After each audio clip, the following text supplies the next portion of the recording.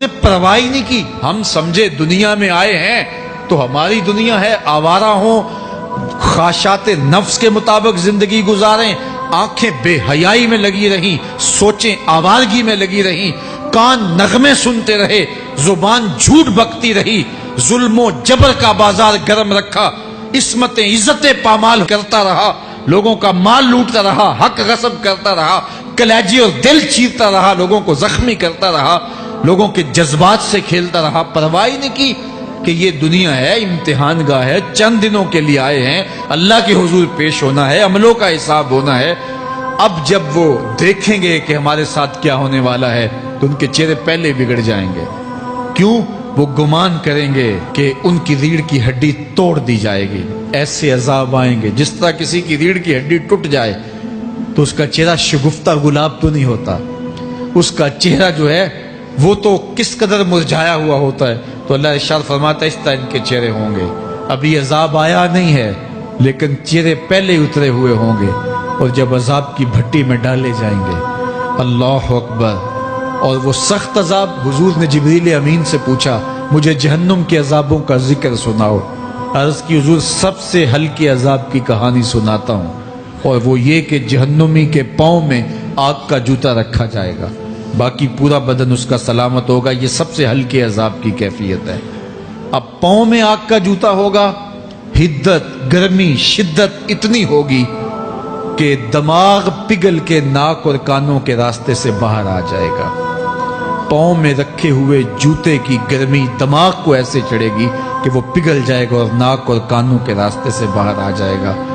तो अल्लाह के अजाब के खौफ से चेहरे बिगड़ जाएंगे, हालत सलामत नहीं रहेगी। ये बात ज़हन में रखें कि अल्लाह जिसको जहन्नुम में डालेगा उसको इस सूरत में नहीं डालेगा, ये मुहम्मदी सूरत है।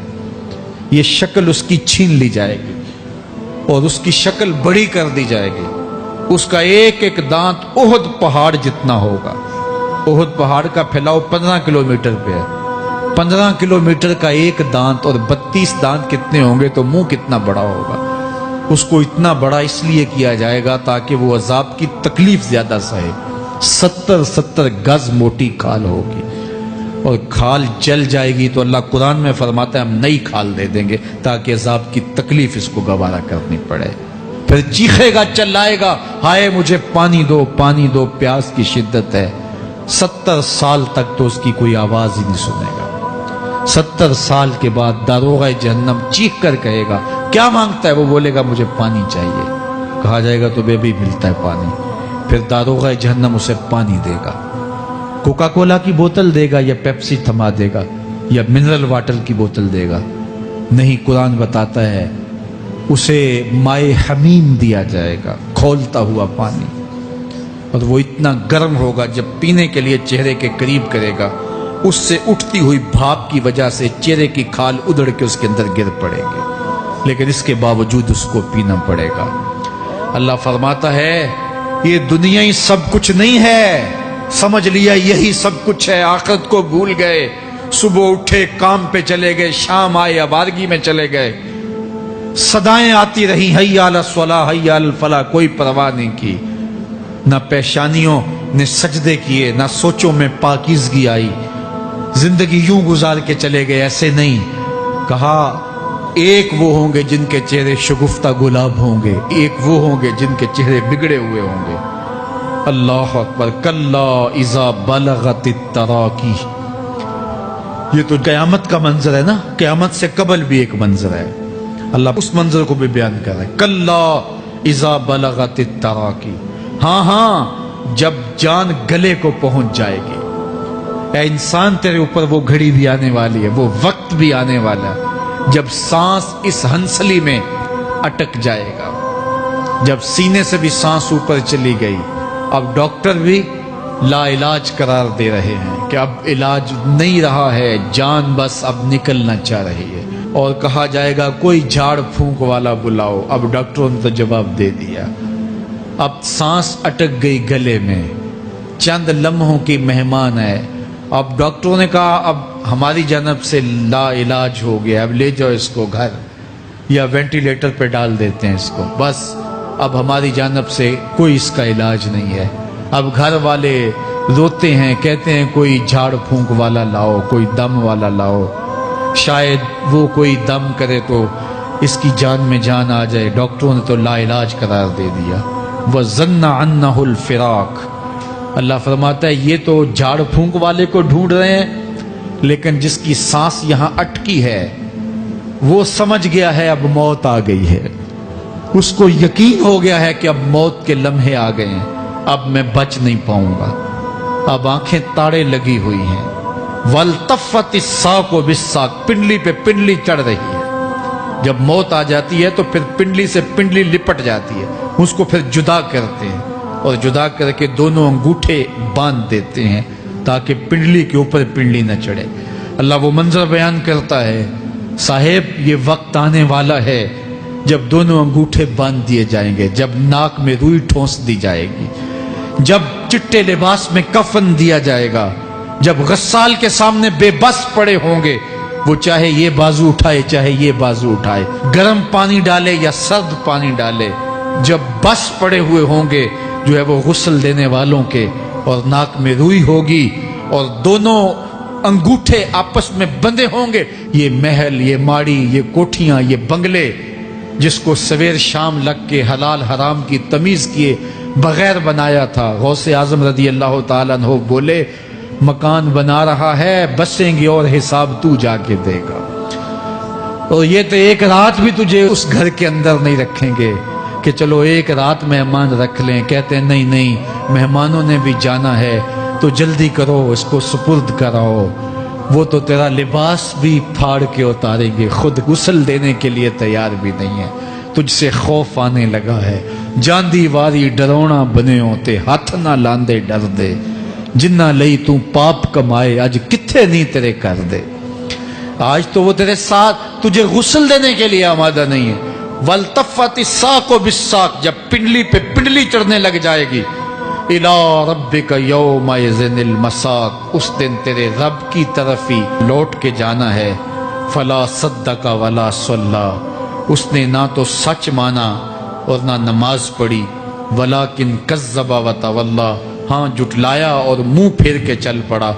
ثُمَّ ذَهَبَ إِلَىٰ أَهْلِهِ يَتَمَطَّىٰ، پھر اپنے گھر کو اکڑتا ہوا چلا۔ اولا لک فاولا ثم اولا لک فاولا، تیری خرابی آ پہنچی، ہاں تیری خرابی آ پہنچی۔ ایحسب الانسان ان یترک سدی، انسان دنیا میں یہ گمان کرتا ہے اس کو سدا چھوڑ دیا جائے گا۔ سدا عربی میں ایسے اونٹ کو کہتے ہیں جس کی مہار کسی کے ہاتھ میں نہ ہو، شترے بے مہار، جہاں مرضی جس گھاٹ سے چاہے پانی پیے، جہاں سے مرضی چارہ لے، تو شترے بے مہار کو کہتے ہیں سدا۔ تو یہ انسان بھی گمان کرتا ہے کہ میں بھی سدا ہوں، مجھے کوئی کیوں پوچھے، میرے جذبات پہ کوئی کیوں قدغن لگائے، مجھے کیوں روکے کوئی۔ بالخصوص جوانی کے ایام کے اندر جوان کو بڑا ہوتا ہے کہ کوئی مجھے کیوں، وہ تو ماں باپ کے کہنے میں بھی نہیں آنا چاہتا، وہ کہتا ہے کیوں مجھے روکتے ہیں، میری جوانی ہے، میرے جذبات ہیں، مجھے آزادی سے جینے دو، کیوں میرے راستے میں رکاوٹ بنتے ہو، میں سدا ہوں۔ اللہ فرماتا ہے نہیں، ایک اونٹ تو سدا ہو سکتا ہے، جس کو میں نے اشرف المخلوقات بنایا ہے اس کو تو سدا نہیں چھوڑوں گا، اس کو تو پابند بناؤں گا حکام کا۔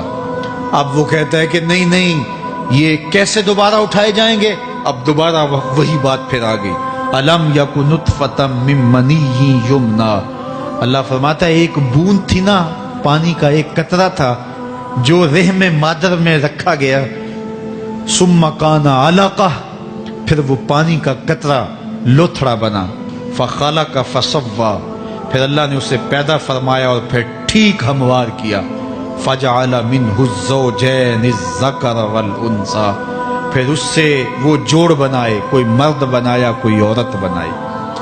کہا اب غور کر، اب تیری آنکھیں دیکھتی ہیں، بجلیاں چمکتی ہیں، تیری زبان کا طوطی بولتا ہے، لوگ اشش کرتے ہیں تیری گفتگو پہ، تیری گفتار پہ صدقے جاتے ہیں، تیرے لہجے کے جمال کو دیکھتے ہیں، تیرے سینے کا زور، تیرے پنجوں کی طاقت، تیری دماغ کی تیزیاں اور تیری سوچوں کے اجالے، تیری زوردار ٹانگیں، تیرے کڑیل بازو اور تیری چوڑی چھاتی اور تیرے گلاب کی پتی پتیوں جیسے ہونٹ، اے انسان یہ سب کچھ کہاں تراشا گیا؟ ماں کے رحم میں، اس تاریکی میں جو 3 پردوں میں تھی۔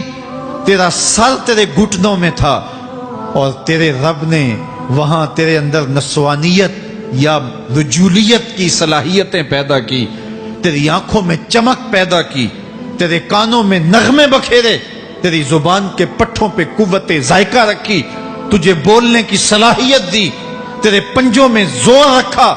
آج تو مفتی شہر ہے، آج تو علامۃ الدہر ہے، آج تو قاضی القضات ہے، آج تو منسٹر ہے، آج تو وزیر اعظم ہے، آج تو پہلوان ہے، آج تو شہزادہ ہے، آج تو بادشاہ ہے، آج تو زوراور ہے۔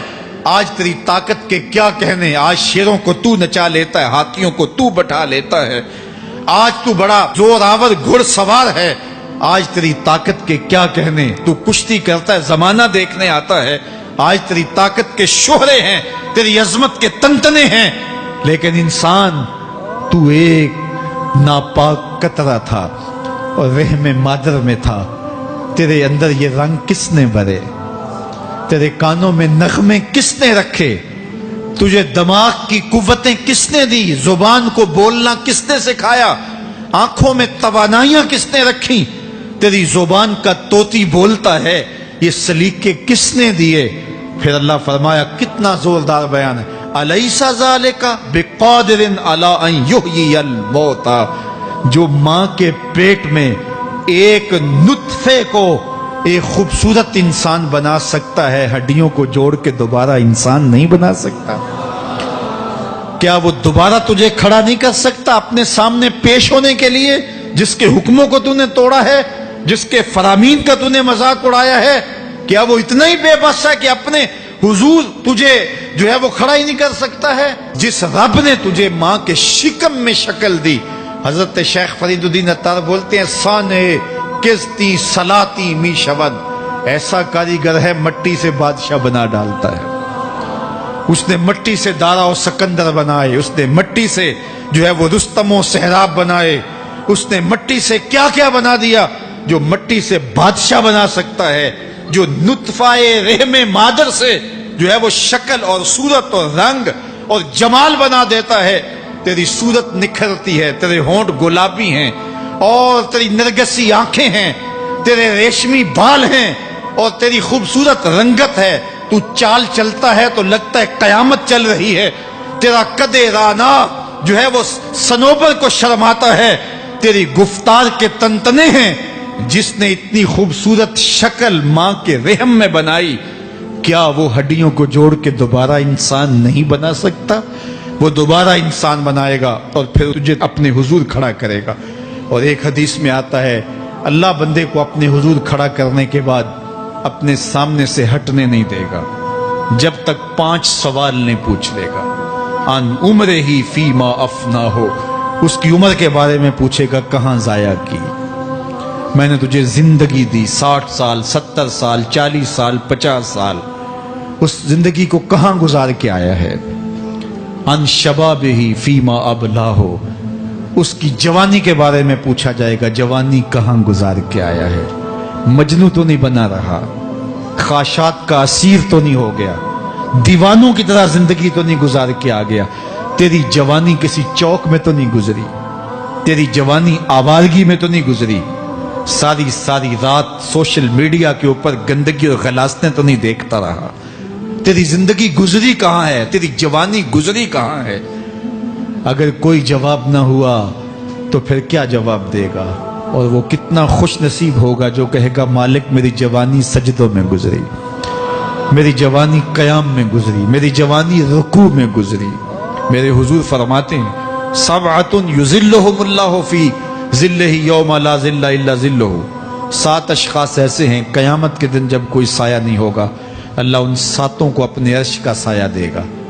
ان میں سے دوسرا شخص میرے حضور نے بیان فرمایا، وشاب نشأ فی عبادت اللہ، وہ جوان جس کی جوانی اللہ کی عبادت میں گزری۔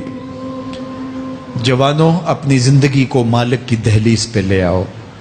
جوانی وہی ہے جو مالک کی چوکھٹ پہ گزرے۔ اپنے دل کا تعلق جوڑو، عشق کرنا ہے تو پھر آمنہ کے لال سے کرو۔ محبت کا رشتہ ان سے جوڑو، تعلق کا ربط ان سے قائم کرو، جوانی کو دین کی راہ پہ ڈالو۔ اللہ اکبر۔ سنو میرے حضور کا فرمان، انا حبیب اللہ، میں اللہ کا حبیب ہوں۔ پھر فرمایا الشاب التائب حبیب اللہ، جو جوانی میں توبہ کرے وہ بھی اللہ کا حبیب ہے۔ آؤ اللہ کے حبیب بن جاؤ، اللہ کے حبیب بن جاؤ، اللہ کے حبیب بن جاؤ، اللہ کے محبوب بن جاؤ۔